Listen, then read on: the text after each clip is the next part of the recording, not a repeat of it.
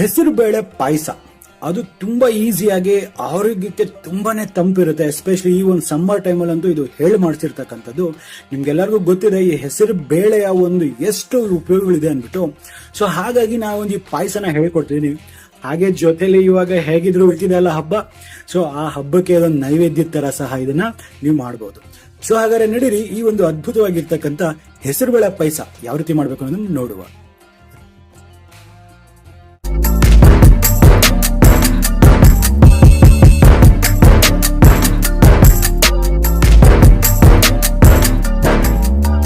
ಮೊದಲನೇದಾಗಿ ನಾನು ಇಲ್ಲೊಂದು ಸೀಕ್ರೆಟ್ ಟೆಕ್ನಿಕ್ ನ ಯೂಸ್ ಮಾಡ್ತೀನಿ. ಏನಪ್ಪಾ ಅಂತ ಹೇಳಿದ್ರೆ, ನೀವು ನೋಡ್ತಿರ್ಬೋದು ನಾನಿಲ್ಲಿ 2 ಟೇಬಲ್ ಸ್ಪೂನ್ ಅಷ್ಟು ರೆಗ್ಯುಲರ್ ಅಕ್ಕಿಯನ್ನ ತಗೊಂಡಿದ್ದೀನಿ.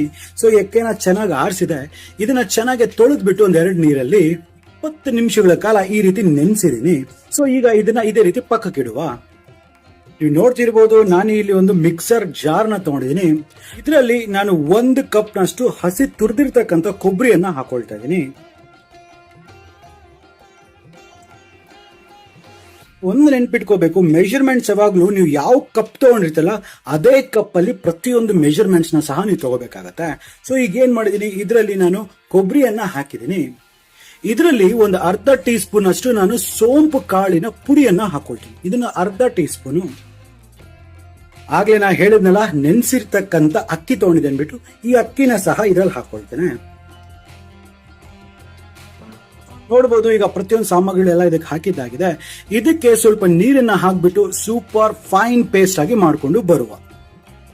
ನೋಡಿ ಸ್ನೇಹಿತರೆ, ಈಗ ಇದು ಚೆನ್ನಾಗಿ ಮಿಕ್ಸ್ ಆಗಿದೆ. ನೋಡ್ತಿರ್ಬೋದು ಎಷ್ಟು ಸಾಫ್ಟ್ ಆಗಿ ಇದಾಗಿದೆ ಅಂದ್ಬಿಟ್ಟು. ಇಷ್ಟು ಮಾತ್ರ ಇದ್ರೆ ಸಾಕಾಗುತ್ತೆ. ಸೊ ಈಗ ಏನ್ ಮಾಡೋಣ, ಇದನ್ನ ಪಕ್ಕಕ್ಕಿಡುವ.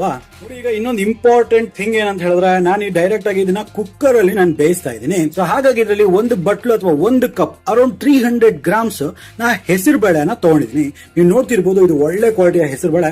ಇದನ್ನ 1 ಕಪ್ ಮತ್ತೆ ಹೆಚ್ಚು ಕಮ್ಮಿ 300 ಗ್ರಾಮ್. ನಾ ಆಗ್ಲೇ ಹೇಳಿದೆ, ನೆನ್ಪಿಟ್ಕೋಬೇಕು, ಏನೇ ಅಳತೆಗಳು ತಗೊಂಡ್ರು ಸಹ ಒಂದೇ ಕಪ್ಪಲ್ಲಿ ತಗೊಳ್ಳಿ. ನೀವು ಕಪ್ಪಲ್ಲಿ ತಗೊಳ್ಳಿ, ಒಂದು ಗ್ಲಾಸ್ ಲೋಟದಲ್ಲಿ ತಗೊಳ್ಳಿ, ಬಟ್ ಏನೇ ಯೂಸ್ ಮಾಡಿದ್ರು ಇದೇ ಕಪ್ಪಲ್ಲಿ ನೀವು ಅಳತೆಗಳನ್ನ ಯೂಸ್ ಮಾಡ್ಕೋಬೇಕಾಗತ್ತೆ. ಸೊ ಈಗ ಏನ್ ಮಾಡೋಣ, ಈ ಹೆಸರು ಬೇಳೆ ಏನೆಲ್ಲನೂ ಚೆನ್ನಾಗಿ 1-2 ಸತಿ ನೀರಲ್ಲಿ ಚೆನ್ನಾಗಿ ತೊಳ್ಕೊಂಡು ನಾನು ಬರ್ತೇನೆ. ಓಕೆ, ನೋಡಿ ನೀವು ನೋಡ್ತಿರ್ಬೋದು ಇದೆಲ್ಲ ಚೆನ್ನಾಗಿ ಕ್ಲೀನ್ ಆಗಿದೆ. ಈಗ ನಾ ಹೇಳಿದ್ನಲ್ಲ ಅದೇ ಒಂದು ಬಟ್ಲಲ್ಲಿ ನಾನು 2 ಕಪ್ನಷ್ಟು ನೀರನ್ನ ಹಾಕ್ತೇನೆ.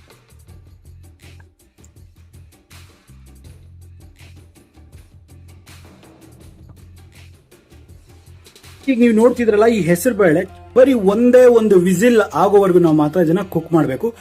ಜಾಸ್ತಿ ವಿಸಿಲ್ ಹೊಡ್ಸಕ್ ಹೋಗ್ಬಿಡಿ, ಇಲ್ಲಾಂದ್ರೆ ಫುಲ್ ಪೇಸ್ಟ್ ಆಗ್ಬಿಡುತ್ತೆ. ಸೊ ಹಾಗಾಗಿ ನೆನಪಿರ್ಲಿ, ಜಸ್ಟ್ ಒಂದೇ ಒಂದು ವಿಸಿಲ್ ಆದ್ರೆ ಸಾಕು. ನೋಡಿ ಸ್ನೇಹಿತರೆ, ಈಗ ಲಿಡ್ ನ ಕ್ಲೋಸ್ ಮಾಡ್ತಾ ಇದ್ದೀನಿ. 1 ವಿಸಿಲ್ ಆಗೋವರೆಗೂ ಇದನ್ನ ಚೆನ್ನಾಗಿ ಕುಕ್ ಮಾಡಬೇಕು. ನೋಡಿ ಸ್ನೇಹಿತರೆ, ಈಗ 1 ವಿಸಿಲ್ ಆಗಿದೆ. ಈಗ ನೋಡ್ಬೋದು ಪ್ರೆಷರ್ ಸಹ ಎಲ್ಲ ಕ್ಲೀನ್ ಆಗಿ ಹೋಗಿದೆ. ಈಗ ನಾನು ಇದನ್ನ ಓಪನ್ ಮಾಡ್ಕೊಳ್ತೇನೆ.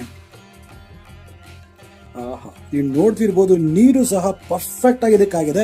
ಜ್ಞಾಪಕ ಇಟ್ಕೊಳ್ಳಿ, 1 ಕಪ್ಗೆ 2 ಕಪ್ ನೀರು. ನೋಡಿ ಇದು ಸಹ ಪರ್ಫೆಕ್ಟ್ ಆಗಿ ಬೆಂದಿದೆ. ಸೊ ಈಗ ಇದನ್ನ ಪಕ್ಕಕ್ಕೆ ಇಟ್ಕೊಳ್ಳುವ. ನೀವು ಇಲ್ಲಿ ನೋಡ್ತಿರ್ಬೋದು ನಾನೊಂದು ಪಾಟ್ ಅನ್ನ ಬಿಸಿ ಮಾಡಕ್ಕೆ ಇಟ್ಟಿದ್ದೀನಿ. ಈ ಪಾಟ್ ಅಲ್ಲಿ ನಾವು ಆಗ್ಲೇ ಬೇಯಿಸಿರ್ತಕ್ಕಂಥ ಒಂದು ಹೆಸರು ಬೇಳೆಯನ್ನ ಹಾಕೊಂಡು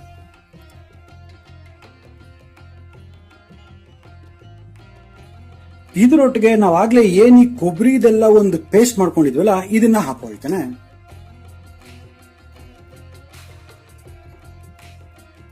ಇದಕ್ಕೆ ಇನ್ನೊಂದು ಸ್ವಲ್ಪ ನೀರು ತಾಗುತ್ತೆ. ಸೊ ಹಾಗಾಗಿ ಇದರಲ್ಲೇ ಸ್ವಲ್ಪ ನೀರನ್ನ ಹಾಕೊಂಡು ಈ ನೀರನ್ನು ಸಹ ಇದರಲ್ಲಿ ಹಾಕೊಂಡ್ಬಿಡ್ತೇನೆ. ಈಗ ಇದನ್ನೆಲ್ಲ ಒಂದ್ಸತಿ ಚೆನ್ನಾಗಿ ಒಂದಕ್ಕೊಂದು ಹೊಂದ್ಕೊಳ್ಳೋ ಹಾಗೆ ನಾವು ಇದನ್ನ ಮಿಕ್ಸ್ ಮಾಡ್ಬೇಕಾಗತ್ತೆ. ನೋಡಿ ಒಂದು ನೆನ್ಪಿಟ್ಕೋಬೇಕು, ಇವಾಗ ನೀವು ಕೊಬ್ಬರಿ ಮತ್ತೆ ಅಕ್ಕಿ ಎಲ್ಲ ಹಾಕಿರ್ತಕ್ಕಂಥ ಮಸಾಲೆ ಪೇಸ್ಟ್ ಹಾಕಿದ ತಕ್ಷಣ ನಾವು ಇದನ್ನ ಯಾವುದೇ ಕಾರಣಕ್ಕೂ ಕೈಯನ್ನ ಬಿಡೋ ಹಾಗಿಲ್ಲ, ಇದನ್ನ ಮೊಗಚ್ತಾನೆ ಇರಬೇಕು. ಕಾರಣ ಏನಂತ ಹೇಳಿದ್ರೆ, ನಾ ಆಗ್ಲೇ ಹೇಳಿದ್ನಲ್ಲ ಒಂದು ಟೆಕ್ನಿಕ್ ಏನು ಅಂದ್ಬಿಟ್ಟು, ಈ ಒಂದು ಕಾಯಿ ಜೊತೆ ನಾವು ಈ ಒಂದು ಅಕ್ಕಿ ನೆನೆಸಿರ್ತಕ್ಕಂಥ ಅಕ್ಕಿ ಹಾಕೋದ್ರಿಂದ ಏನಾಗುತ್ತೆ ಅಂತ ಹೇಳಿದ್ರೆ ಆ ಪಾಯಸ ಏನಾಗುತ್ತೆ, ಈ ಪಾಯಸ ಗಟ್ಟಿ ಆಗ್ಲಿಕ್ಕೆ ನಮ್ಗೆ ಹೆಲ್ಪ್ ಮಾಡುತ್ತೆ. ಸೊ ಇದಕ್ಕೆ ಇನ್ ಸ್ವಲ್ಪ ನೀರ್ ಬೇಕಾದ್ರೆ ಯೂಸ್ ಮಾಡ್ಕೊಳ್ಳಿ, ಇಲ್ಲ ಅಂತ ಹೇಳಿದ್ರೆ ಹಾಲನ್ನ ಬೇಕಾದ್ರೂ ನೀವು ಯೂಸ್ ಮಾಡಬಹುದು. ಸೊ ಈಗ ಮಿನಿಮಮ್ ಅಂದ್ರೂ ಒಂದು 3 ನಿಮಿಷಗಳ ಕಾಲ ಇದು ಚೆನ್ನಾಗಿ ಬಾಯ್ಲ್ ಆಗೋದಕ್ಕೆ ಬಿಡಬೇಕು. ನೋಡಿ ನೀವು ನೋಡ್ತಿರ್ಬೋದು, ಈಗ ಒಂದು 3 ನಿಮಿಷಗಳ ಕಾಲ ಇದನ್ನ ಕಂಟಿನ್ಯೂಸ್ ಆಗಿ ಮಿಕ್ಸ್ ಮಾಡ್ತಾನೆ ಇದನ್ನ ಕುದಿಸ್ತಾ ಇದ್ದೆ. ನೀವು ನೋಡ್ತಿರ್ಬೋದು ಎಲ್ಲೂ ಸಹ ಲಂಪ್ಸ್ ಅನ್ನೋದು ಫಾರ್ಮ್ ಆಗಿಲ್ಲ. ಸೊ ಈಗ ಇದು ಪರ್ಫೆಕ್ಟ್ ಆಗಿದೆ. ಈಗ ಇದರಲ್ಲಿ ತುಂಬಾ ಇಂಪಾರ್ಟೆಂಟ್ ಆಗಿರ್ತಕ್ಕಂಥ ಇಂಗ್ರೀಡಿಯೆಂಟ್ ನಾನು ಆಡ್ ಮಾಡ್ತಾ ಇದ್ದೀನಿ. ಸೊ ಅದುವೇ ಬೆಲ್ಲ. ಸೊ ಈ ಬೆಲ್ಲನ ಏನ್ ಮಾಡ್ಕೊಂಡಿದ್ದೀನಿ, ನಾನು ಈ ತರ ಫೈನ್ ಆಗಿ ಪುಡಿ ಮಾಡ್ಕೊಂಡಿದ್ದೀನಿ. ಇದನ್ನ ನಾನು ಕಂಪ್ಲೀಟೆಡ್ ಆರ್ಗ್ಯಾನಿಕ್ ಬೆಲ್ಲ, ಅದು ಕಪ್ಪು ಬೆಲ್ಲ ಯೂಸ್ ಮಾಡಿದೀನಿ. ನೀವು ಸಹ ಆದಷ್ಟು ಕಪ್ಪು ಬೆಲ್ಲನ ಯೂಸ್ ಮಾಡಕ್ ಟ್ರೈ ಮಾಡಿ. ಕಲರ್ ಬಗ್ಗೆ ಮಾತ್ರ ನೀವು ಹೋಗ್ಬೇಡಿ, ಎಷ್ಟು ಕಪ್ಪು ಇರುತ್ತೋ ಅಷ್ಟು ತುಂಬಾ ಒಳ್ಳೇದು ಮೈಗೆ. ಸೊ ಹಾಗಾಗಿ ನಾನು ಮೊದಲು ಯಾವ ಒಂದು ಬಟ್ಲು ತಗೊಂಡಿದ್ನಲ್ಲ ಅದೇ ಬಟ್ಲಲ್ಲಿ 1.5 ಕಪ್ನಷ್ಟು ಈ ಬೆಲ್ಲನ ಹಾಕೊಳ್ಳಿ. ಹಾಗೆ ಈ ಒಂದು ಅರ್ಧ ಕಪ್, ಇದ್ರ ಜೊತೆಗೆ 2 ಟೇಬಲ್ ಸ್ಪೂನ್ ಅಷ್ಟು ತುಪ್ಪನ ಕೂಡ ಹಾಕ್ಬಿಡ್ತೇನೆ. ಈಗ ಇದನ್ನ ಚಂದ ನಾವು ಮಿಕ್ಸ್ ಮಾಡ್ಬೇಕಾಗತ್ತೆ. ನೆನಪಿಟ್ಕೋಬೇಕು, ಇದನ್ನ ಲೋ ಫ್ಲೇಮ್ ಅಲ್ಲೇ ನಾವು ಇದನ್ನ ಮಿಕ್ಸ್ ಮಾಡಬೇಕು. ಸೊ ಈಗ ಇದನ್ನ ಒಂದು 3 ನಿಮಿಷಗಳ ಕಾಲ ಇದೇ ರೀತಿ ಇದನ್ನ ಚೆನ್ನಾಗಿ ಕುಕ್ ಮಾಡುವ. ನೆನ್ಪಿಟ್ಕೊಳ್ಳಿ, ಯಾವುದೇ ಕಾರಣಕ್ಕೂ ನೀವು ಫ್ಲೇಮ್ ನ ಜಾಸ್ತಿ ಇಡುವ ಹಾಗಿಲ್ಲ. ಮತ್ತೆ ಇದನ್ನ ಕಂಟಿನ್ಯೂಸ್ ಆಗಿ ನೀವು ಈ ತರ ಸ್ಟಿರ್ ಮಾಡ್ತಾನೆ ಇರಬೇಕು. ಇಲ್ಲ ಅಂತ ಹೇಳಿದ್ರೆ ತಳ ಹಿಡಿತಕ್ಕಂತ ತುಂಬಾನೇ ಚಾನ್ಸಸ್ ಇರುತ್ತೆ. ನೀವು ಇದನ್ನ ಎಷ್ಟು ಚೆನ್ನಾಗಿ ನೀವು ಇದನ್ನ ಕುದಿಸ್ತಿರೋ, ಈ ಪಾಯಸದ ಕ್ವಾಲಿಟಿ ಅಂದ್ರೆ ಹೇಳಿದ್ರೆ ನೀವು ಜಾಸ್ತಿ ದಿನ ಇಟ್ಟರು ಸಹ, ನೀವು ಹೆಚ್ಚೊತ್ತು ಇಟ್ಟರು ಸಹ ಇದು ಕೆಡುವುದಿಲ್ಲ. ಸೊ ಅದು ಕೆಡಬಾರ್ದು ಅಂತ ಹೇಳಿದ್ರೆ ನೀವು ಎಷ್ಟು ಚೆನ್ನಾಗಿ ಇದನ್ನ ಕುದಿಸ್ತಿರೋ ಪಾಯಸದ ಲೈಫ್ ಅಷ್ಟು ಜಾಸ್ತಿ ಆಗುತ್ತೆ. ನೋಡಿ ಸ್ನೇಹಿತರೆ, ನೋಡ್ತಿರ್ಬೋದು, ಇದು ಕರೆಕ್ಟ್ ಆಗಿ ಒಂದು 3 ರಿಂದ 4 ನಿಮಿಷಗಳ ಕಾಲ ಇದು ಪರ್ಫೆಕ್ಟ್ ಆಗಿದೆ. ಈಗ ಆಕ್ಚುಲಿ ಪಾಯಸ ರೆಡಿ ಆಗ್ಬಿಟ್ಟಿದೆ. ಸೊ ಈಗ ಏನ್ ಮಾಡೋಣ ನೋಡಿ, ನೀವು ನೋಡ್ತಿರ್ಬೋದು, 2 ಏಲಕ್ಕಿನ ಚೆನ್ನಾಗಿ ನಾನು ಪುಡಿ ಮಾಡಿದ್ದೀನಿ, ಹಸಿರು ಏಲಕ್ಕಿನ.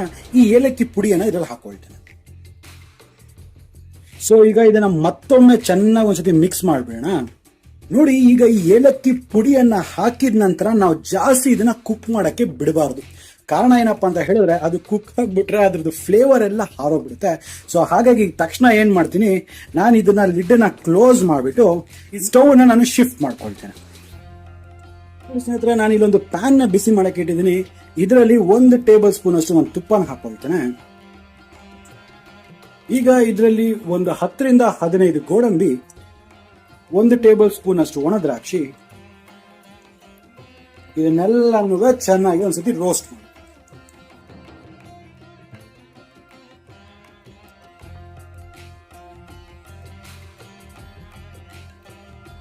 ನೋಡಿ, ನೀವೆಲ್ಲ ನೋಡ್ತಿರ್ಬೋದು, ದ್ರಾಕ್ಷಿ ಎಲ್ಲ ಚೆನ್ನಾಗಿ ಫ್ಲಫಿ ಆಗಿದೆ. ಸೊ ಈಗ ಇದು ಸಹ ಒಂದು ಒಳ್ಳೆ ಕಲರ್ ಬಂದಿದೆ. ಸೊ ಈಗ ಫೈನಲ್ ಆಗಿ ಏನ್ ಮಾಡೋಣ, ಇದನ್ನೆಲ್ಲನೂ ಆ ಪಾಯಸದಲ್ಲಿ ಹಾಕ್ಬಿಟ್ಟು ಪಾಯಸನ ರೆಡಿ ಮಾಡುವ. ನೋಡಿ, ಈಗ ಹುರಿದಿರ್ತಕ್ಕಂಥ ಈ ಎಲ್ಲ ಡ್ರೈ ಫ್ರೂಟ್ಸ್ ಅನ್ನ ಇದ್ರಲ್ಲಿ ಹಾಕೊಂಡು, ಸೊ ಈಗ ಇದನ್ನ ಒಂದ್ಸತಿ ಈ ರೀತಿ ಮಿಕ್ಸ್ ಮಾಡ್ಕೊಂಡ್ಬಿಡುವ. ನೋಡಿ, ಎಷ್ಟು ಸುಲಭವಾಗಿ ಮತ್ತೆ ಎಷ್ಟು ಅದ್ಭುತವಾದ ಈ ಒಂದು ಆರೋಗ್ಯಕ್ಕೆ ಎಷ್ಟೋ ತಂಪಾಗಿರ್ತಕ್ಕಂಥ ಈ ಒಂದು ಹೆಸರುಬೇಳೆ ಪಾಯಸ ರೆಡಿ ಆಗಿದೆ. ನೀವು ಇದನ್ನ ಒಂದು ಹಬ್ಬ ಹರಿದಿನಗಳಲ್ಲೂ ಸಹ ಇದನ್ನ ಒಂದು ಪ್ರಸಾದದ ಪದಾರ್ಥವಾಗಿ ಇದನ್ನ ಉಪಯೋಗಿಸ್ಕೋಬಹುದು. ಅದು ಅಷ್ಟೇ ಶ್ರೇಷ್ಠ ಮತ್ತೆ ಅಷ್ಟೇ ಅದ್ಭುತವಾಗಿ ಸಹ ಇರುತ್ತೆ. ಸೊ ಹಾಗಾದ್ರೆ ನಂಗೆ ಅನ್ಸುತ್ತೆ ನಿಮ್ಗೆ ವಿಡಿಯೋ ಇಷ್ಟ ಆಗಿದೆ ಅಂದ್ಬಿಟ್ಟು. ಇಷ್ಟ ಆಗಿದ್ರೆ ಗೊತ್ತಲ್ಲ, ಕೆಳಗಡೆ ಸಬ್ಸ್ಕ್ರೈಬ್ ಬಟನ್ ಇರುತ್ತೆ, ಟಚ್ ಮಾಡಿ. ಮೇನ್ ಇಂಪಾರ್ಟೆಂಟ್ ಥಿಂಗ್ ಬಂದ್ಬಿಟ್ಟು ಆ ಸಬ್ಸ್ಕ್ರೈಬ್ ಬಟನ್ ಪಕ್ಕದಲ್ಲಿ ಒಂದು ಬೆಲ್ ಐಕನ್ ಇರುತ್ತೆ. ಬೆಲ್ ಐಕನ್ ಟಚ್ ಮಾಡಿದ ತಕ್ಷಣ ಆಲ್ ಅನ್ನೋ ಒಂದು ನೋಟಿಫಿಕೇಶನ್ ಇರುತ್ತೆ. ಆ ನೋಟಿಫಿಕೇಶನ್ ಟಚ್ ಮಾಡಿ. ಹಾಗಷ್ಟೇ ನಾನು ಅಪ್ಲೋಡ್ ಮಾಡ್ತಕ್ಕಂಥ ಎಲ್ಲ ಅಪ್ಡೇಟ್ಸ್ ಕೂಡ ನಿಮಗೆ ಮೊದಲು ಸಿಗ್ತಾ ಇರುತ್ತೆ. ಸೊ ಹಾಗಾದ್ರೆ ನಾನು ಮುಂದಿನ ವಾರ ಇನ್ನೊಂದು ಹೊಸ ರೆಸಿಪಿಯೊಂದಿಗೆ ನಿಮ್ಮ ಮುಂದೆ ಹಾಜರಿರ್ತೀನಿ. ಅಲ್ಲಿವರೆಗೂ ನಾನು ನಿಮ್ಮ ದೀಪಕ್ ಕ್ಷತ್ರಿಯ ಸೈನಿಂಗ್ ಆಫ್ ಅಂಡ್ ಜೈ ಹಿಂದ್, ಜೈ ಕರ್ನಾಟಕ. ನಮಸ್ಕಾರ.